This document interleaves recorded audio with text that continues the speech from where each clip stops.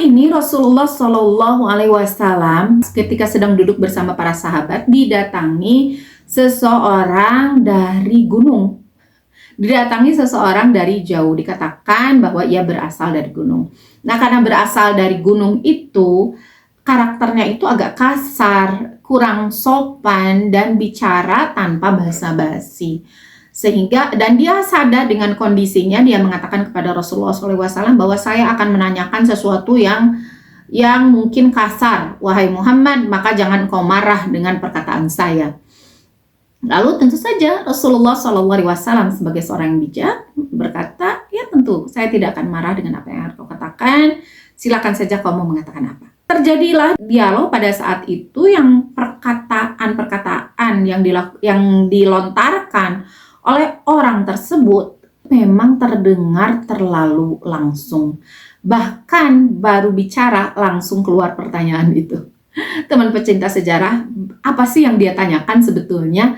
Sampai-sampai orang ini memberi aba-aba bahwa dia akan mengatakan sesuatu yang mungkin terdengar kasar. Lalu bagaimana reaksi Rasulullah SAW? Akan kita bahas di video kali ini.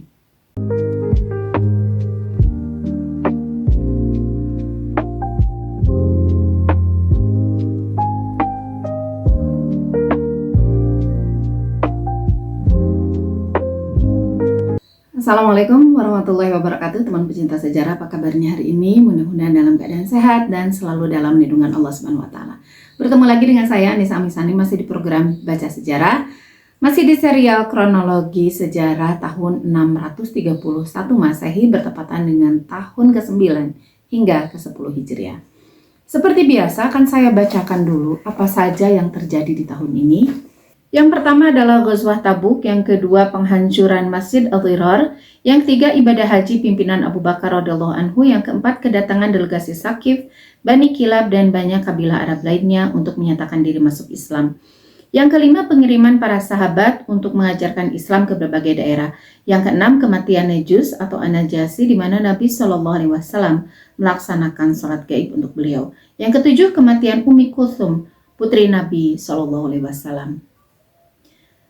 6 peristiwa yang datang dari luar dunia Islam. Yang pertama adalah penobatan Azarmidoh sebagai Ratu Persia. Yang kedua, penobatan Khosrow-Ferruhzad sebagai Raja Persia atau lebih dikenal dengan Kisra III. Yang ketiga, penunjukan Cyrus, Patriark Alexandria oleh Heraklius sebagai Raja Muda Mesir. Yang keempat, pertempuran Wagastisburg di mana suku Slav mengalahkan bangsa Frank.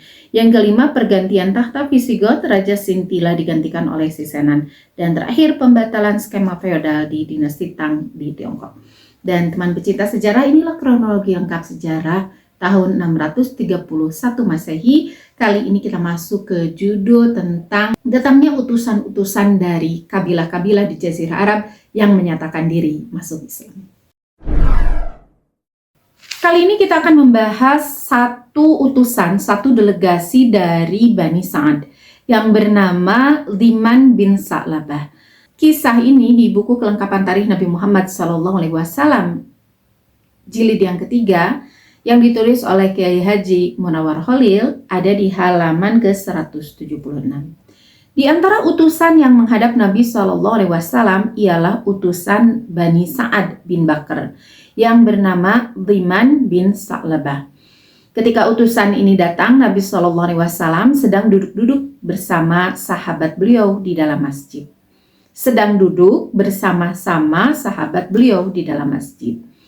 Dengan segera Dhiman menghentikan untanya dan ditambatkan ke sebuah pintu masjid Nabi SAW. Dhiman adalah orang Arab yang berasal dari pegunungan daerah Najd. Suaranya keras, tingkah lakunya kasar dan kurang sopan. Ia berkata, manakah di antara kalian anak dari anak laki-laki Abdul Muthalib? Di sini ada catatan kakinya, saya lompat dulu ke catatan kaki ya.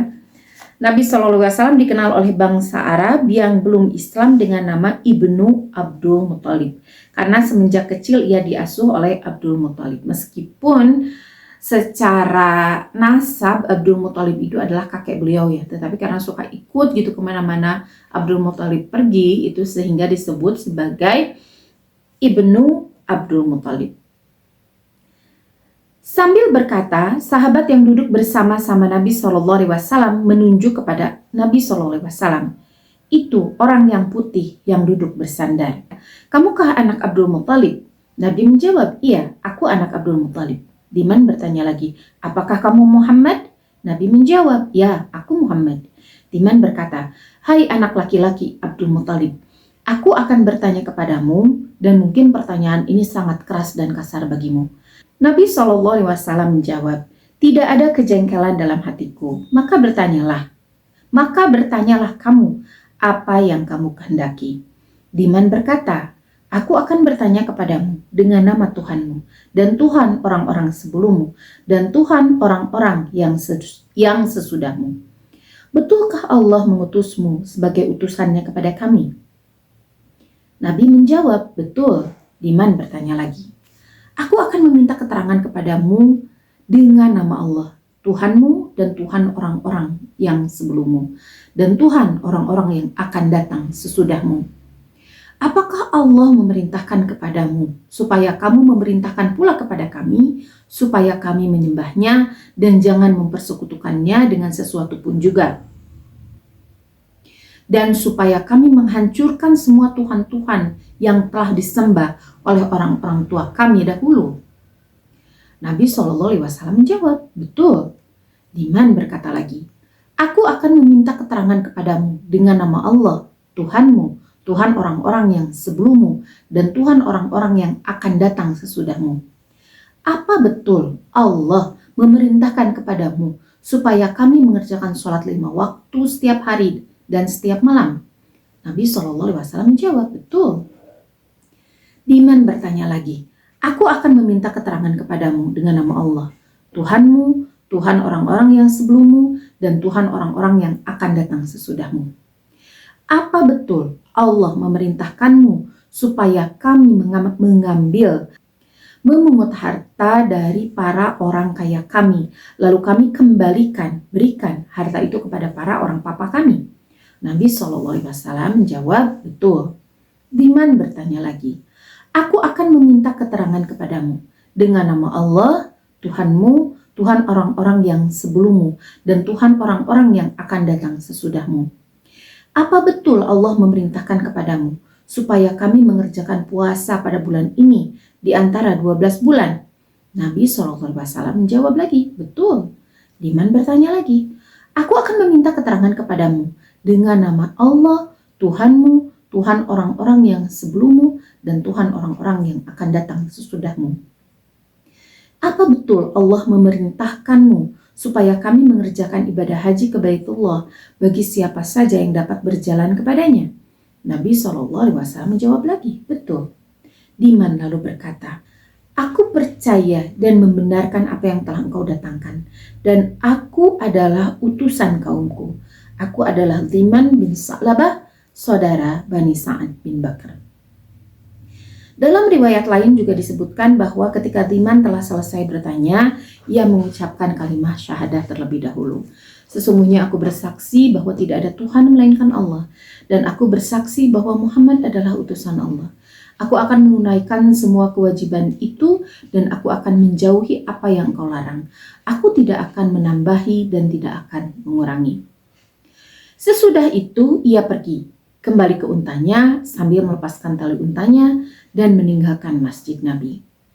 Menurut riwayat, ketika ia telah berpaling dari hadapan Nabi SAW, Nabi SAW bertanya, jika benar orang yang mempunyai 2 buah jalinan rambut itu, tentu ia masuk surga. Dalam riwayat lain, Nabi SAW bersabda, pandailah laki-laki itu, jika ia sungguh-sungguh tentulah ia akan masuk surga. Menurut riwayat, saat Diman bin Sa'labah sampai di kabilahnya, kaumnya berkumpul dan menanyakan apa-apa yang diperolehnya dari Madinah.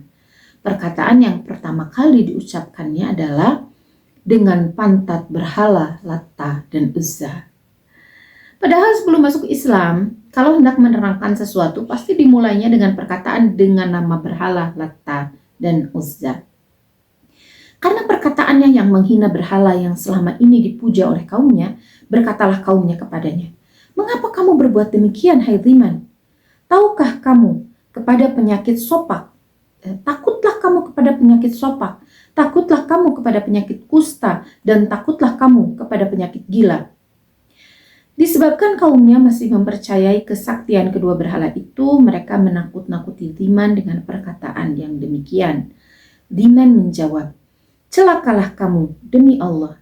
Sesungguhnya keduanya tidak dapat memelaratkan dan tidak dapat pula memberi manfaat sedikit juga.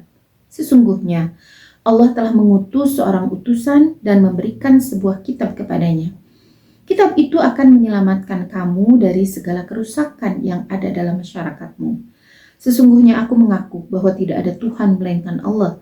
Tidak ada yang menyekutukannya dan Muhammad itu hambanya dan utusannya. Sesungguhnya aku telah kembali kepadamu dengan membawa perintah-perintah yang diperintahkannya dan larangan-larangan yang telah dilarangnya. Demikianlah ucapan Dhiman bin Sa'labah kepada kaumnya dan pada petang harinya. Sebab segenap kaumnya pada akhirnya memeluk Islam, baik yang laki-laki maupun yang perempuan. Teman pecinta sejarah, agak berbeda hari ini ya. Saya membacakan dulu kisahnya karena kalau saya penggal-penggal kagok juga ya, sehingga saya selesaikan dulu bacaan yang ada di dalam bukunya dan sekarang mari kita bahas. Tentang kisahnya sendiri rasanya tidak perlu kita bahas lagi ya, karena sudah jelas ya dari bacaan yang tadi kita baca. Hanya tentu saja ada beberapa hal, ada beberapa hikmah yang harus kita ambil dalam kisah ini, terutama dari sisi karakter seorang Dhiman bin Sa'labah. Di pembukaan kisah diceritakan tentang Dhiman secara pribadi, bahwa dia adalah orang dari Bani Sa'ad bin Bakr dan datang memang sebagai utusan. Dia dikatakan sebagai orang gunung ya, dan sering berbicara kasar. Mungkin kalau kita orang desa lah ya, orang kampung mungkin ya. Nah, di sini diperlihatkan karakter seorang Dhiman bin Sa'labah ini dengan karakter yang keras. Maka biasanya orang yang karakternya keras itu bicaranya lugas. Maka ketika bertanya tidak heran ketika kita menyaksikan pertanyaan Dhiman itu begitu langsung tanpa basa-basi dan tanpa apa ya, tidak banyak menyapa gitu ya. Biasanya kan kalau orang kota kayak gitu ya, ada basa-basi dulu, bagaimana kabarmu, dan dengan kata-kata yang sopan, di mana saya bisa menemui Rasulullah misalnya ya. Tapi Dhiman ini langsung bertanya, di mana Ibnu Abdul Muthalib? Jadi tidak terlalu bertele-tele orangnya, memang lugas. Dan dari pertanyaan-pertanyaannya pun terlihat sekali bahwa cara berpikir seorang Dhiman bin Sa'labah ini juga sangat-sangat lugas, sangat-sangat langsung, tidak terlalu banyak belok-belok gitu ya. Karena dari sisi bahasanya pun langsung. Biasanya kan cara berbahasa seseorang itu menandakan cara dia berpikir, konsep dia berpikir. Dari bahasanya seorang Dhiman bin Sa'labah terlihat bahwa dia ini seseorang yang lugas, terus terang, dan langsung ke intinya. Itu yang pertama ya. Kemudian yang kedua, bagaimana kita melihat seorang Dhiman bin Sa'labah ini, dia bertanya dengan sesuatu yang sebetulnya kalau dia belum paham Islam, dia tidak akan bertanya tentang rukun iman. Ini kan yang ditanyakan oleh Dhiman bin Sa'labah, ini kan rukun iman ya. Yang pertama itu tentang tidak bolehnya syirik, tentang syahadat. Yang kedua itu tentang sholat. Yang ketiga itu tentang ibadah haji. Yang keempat tentang puasa. Dan yang kelima tentang zakat. Di masa itu Islam kan baru tumbuh. Kemudian Dhiman bin Sa'labah ini datang dari daerah yang belum mengenal Islam. Tetapi pertanyaannya tentang rukun Islam ini menandakan bahwa sebelum dia datang menghadap Rasulullah SAW, sebelumnya dia sudah mempelajari Islam. Tentang apa itu Islam. Dia juga mempelajari tentang syirik. Di sini kan jelas dikatakan, apakah kami harus menghancurkan semua berhala-berhala itu, semua Tuhan-Tuhan yang disembah sebelumnya. Dan dari perkataan yang pertama ya, yang pertama kali dia katakan adalah bertanya kepadamu dengan nama Tuhanmu, Tuhan orang-orang sebelummu, dan Tuhan orang-orang sesudahmu. Jadi meskipun cara berpikir seorang Diman ini lugas, cara berpikirnya sederhana, tetapi dalam gitu.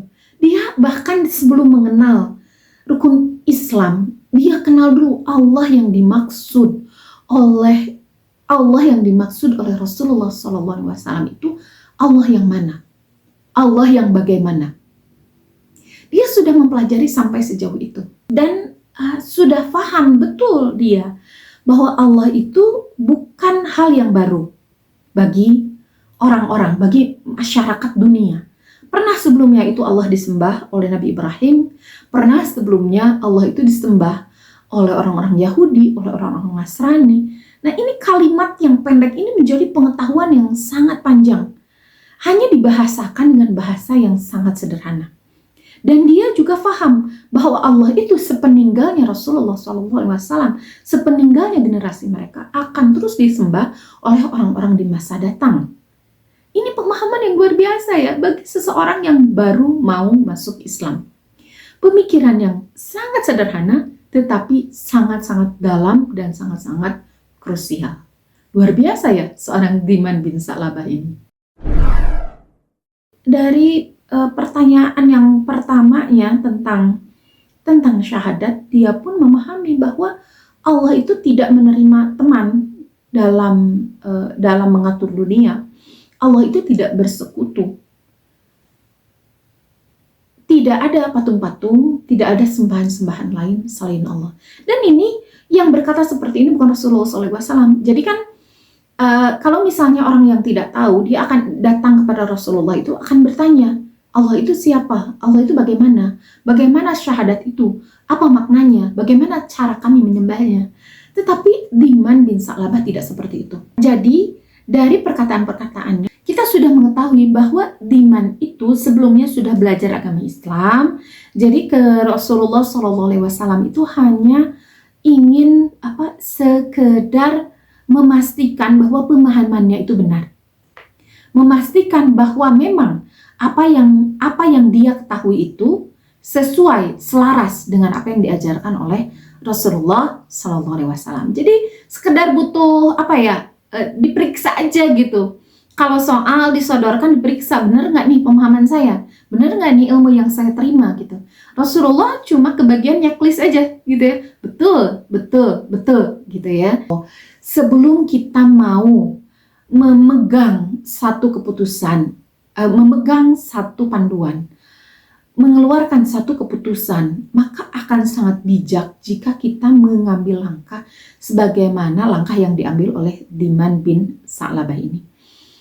Cari dulu ilmu, dia tahu dulu ilmunya sebelum dia masuk Islam, dia paham dulu apa kewajiban dia, apa konsekuensi dia ketika dia memilih menjadi seorang muslim, ketika dia memilih untuk bersyahadat.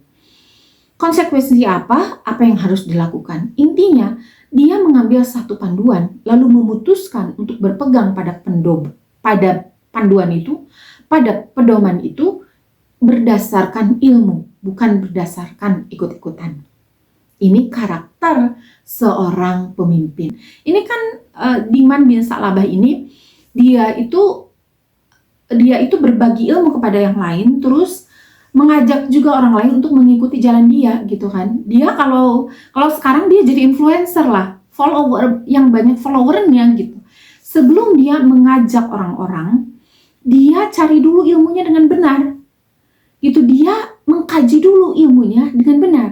Apa yang dia berikan kepada followernya itu menjadi ilmu yang bisa dia pertanggungjawabkan. Luar biasa ya cara berpikir seorang Diman bin Sa'labah yang katanya, yang kalau dari kata-katanya sederhana, lugas gitu. Tetapi bagaimana dia menjadi seseorang yang sangat-sangat bertanggung jawab. Ini jadi pelajaran buat kita ya teman-teman, apalagi di masa Di masa media sosial sekarang sedang banyak-banyaknya influencer itu sangat mudah gitu diikutin orang lain, maka jadilah kita menjadi influencer yang memang bertanggung jawab. Sebelum kita nge-share ke orang, kita kaji dulu, bener nggak nih yang kita berikan ini? Ajakan kita ini sudah sesuai nggak nih? Sudah benar belum? Kalau ajakan agama sudah sesuai belum dengan syariat? Kalau ajakan kesehatan sudah sesuai belum dengan ilmu kesehatan? Jangan kita dengar hanya dari orang tanpa sumber yang jelas, lalu kita bagikan kepada orang banyak, bagikan kepada follower kita, gitu ya. Nah, ini menjadi, kalau benar, alhamdulillah, tapi tetap saja kebenarannya itu bukan kebenaran yang bertanggung jawab. Apalagi kalau yang kita share itu ternyata ilmunya salah. Ini akan jadi bumerang buat kita ya.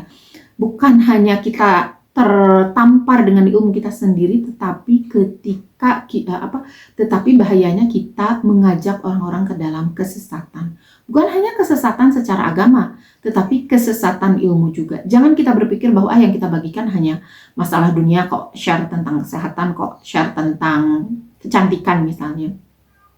Tapi kita menjadi orang yang atau bahkan share tentang tanaman, bahkan ya tidak ada sangkut pautnya dengan manusia. Tetapi tentang ilmu yang kita share itu tetap ada nilai-nilai kerugian bagi orang. Itu tetap gitu, namanya kesesatan. Meskipun bukan bawa ke neraka gitu ya, tetapi membawa ke dalam musibah gitu ya. Musibah dan juga ya pemahaman orang lain yang menjadi salah. Teman pecinta sejarah, ini kisah yang sederhana sebetulnya dari Dhiman bin Sa'labah ini, dan akhirnya kita simpulkan bahwa orang yang seperti ini, orang yang mencari ilmu terlebih dahulu, bertanggung jawab dengan ilmu yang dia dapatkan gitu ya, dan memang dia berniat mengamalkan, karena di akhir dia mengatakan, wahai Rasulullah, saya akan menunaikan semua kewajiban itu. Lima rukun itu mau saya lakukan apa yang kau perintahkan itu, dan saya mau menjauhi semua larangan itu. Dan dia nggak mau nambah lagi, udah segitu aja gitu, yang pokok-pokoknya aja, saya nggak mau nambahin, tapi saya juga tidak akan mengurangi gitu ya. Dan untuk yang orang jujur seperti ini, orang yang simple sebetulnya, Dhiman bin Sa'labah ini, tetapi tanggung jawab dengan keputusan yang dia ambil, maka Rasulullah SAW kepada Dhiman bin Sa'labah ini menjanjikan surga, gitu ya. Jika dia jujur, maksudnya jujur itu dia memang melakukan apa yang dia katakan, gitu, maka dia adalah ahli surga. Tentu ia akan masuk surga. Jadi sesederhana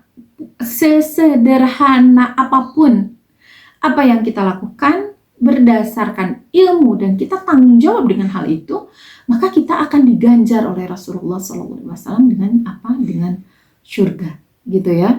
Ini orang nggak nambah-nambahin dengan sholat sunnah, tidak menambah-nambahkan dengan tahajud, gitu ya. Hanya 5 itu saja, tetapi dia melakukannya dengan baik, maka dia akan masuk surga. Dan dia juga imbas lainnya, dengan sesimpel itu, dengan selugas itu, dia membawa kaumnya masuk ke dalam Islam. Dan ini luar biasa ya. Ini menjadi salah satu kejujuran dia dalam keimanan dia. Bagaimana? Wow, ini pahala yang luar biasa. Satu kaumnya loh masuk Islam semuanya. Karena apa? Karena wasilah Dhiman bin Sa'labah. Teman-teman, sebetulnya untuk masuk surga tidak repot ya.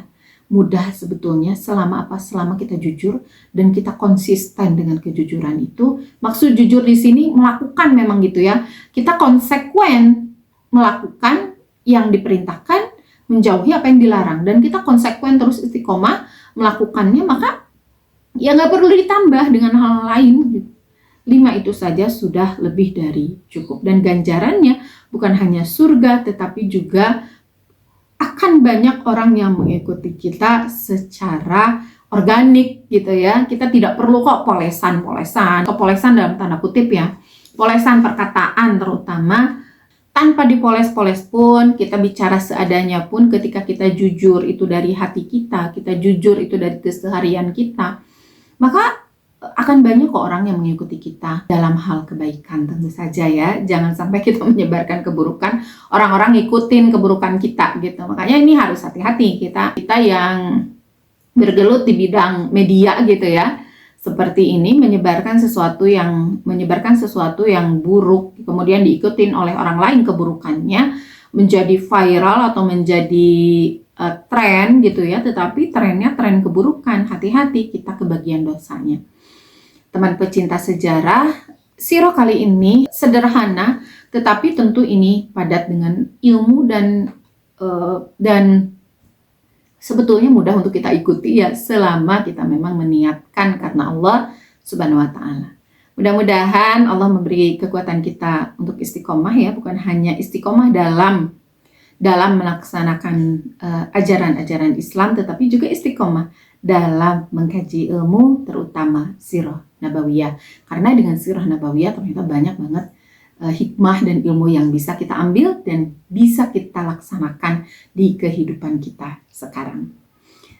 Terima kasih teman pecinta sejarah sudah menyimak video kali ini. Insya Allah bertemu lagi di video berikutnya, masih tentang utusan-utusan dari kabilah-kabilah di Jazirah Arab yang masuk Islam. Jangan lupa untuk subscribe, like, komen, dan share. Mohon maaf atas segala kesalahan. Assalamualaikum warahmatullahi wabarakatuh. Dadah.